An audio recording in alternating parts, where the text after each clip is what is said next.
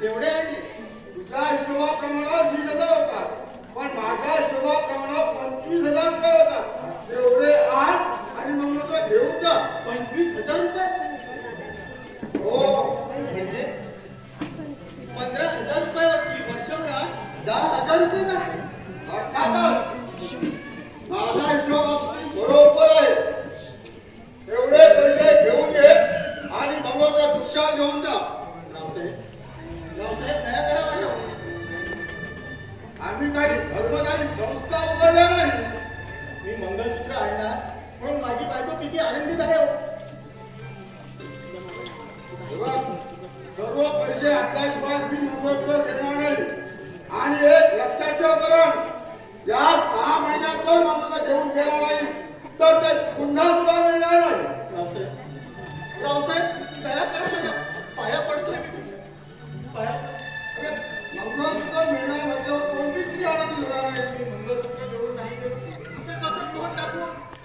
अरे कोणती स्त्री आनंदी होणार नाही मंगळसूत्र मिळणार नाही म्हणून. हा घेऊन म्हणजे बाहेर मला बाहेर होतो काम आहे.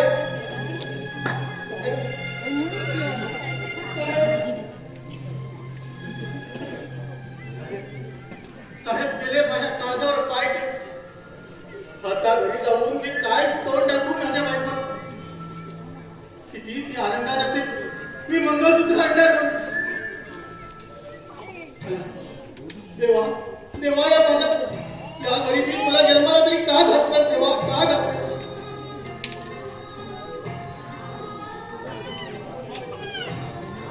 या लाडकीला तोंड दाखवण्यापेक्षा कुठेतरी जाऊन जीव दिलेला बरा. जीव दिलेला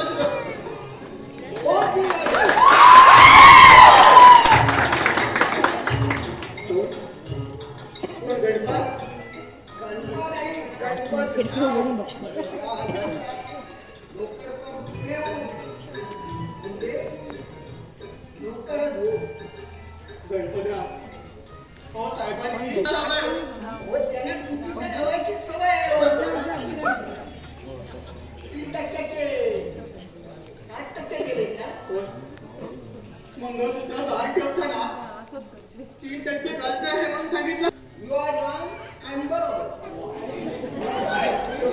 तेवढा धाडस नाही होत माझ्या. महाराष्ट्र मार खाल्लो ना, महाराष्ट्र मार खाईल. आता आमचाच बघ, आमचे काय आमका अंगवारूपणा दर 3 महिन्यांनी देतो तरी बरोबर. म्हणजे पगार न घेता सुद्धा तू बघा. येस येस, दर महाविद्यालयात वाढल्यानंतर आज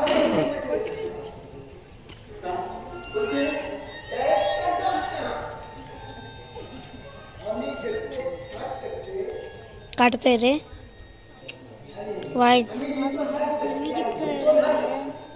तेच. तू 3 मिनिटं काढलं.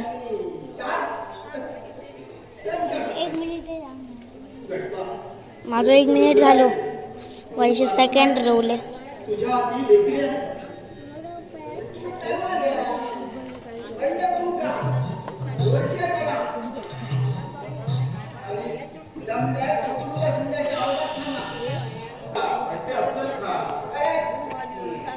अरे कर तू असा चिमणीसारखा तबडा करून का उभा? मोठ्या साहेबांनी निराशा केली. बायको माहेरी जाते म्हणून मी केवढ्याला मंगळसूत्र तोडायला आलो. हिशोबाप्रमाणे 20,000 रुपये घेऊ तर सांगतात तसे 25,000 रुपये झाले. सांगा जेव्हा मी आणखी 5,000 रुपये कुठून आलो? गणपत याचा हिशोब किती होतो? हे बघ गणपत, तुम्ही फक्त 3% व्याज घेऊ शकता. समजलं?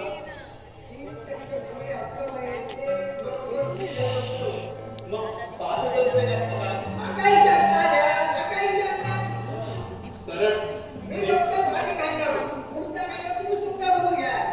ठीक आहे, तर ते 23,000.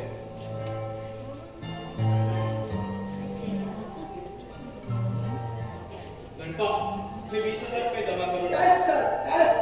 तर तू थांब, मी आलो.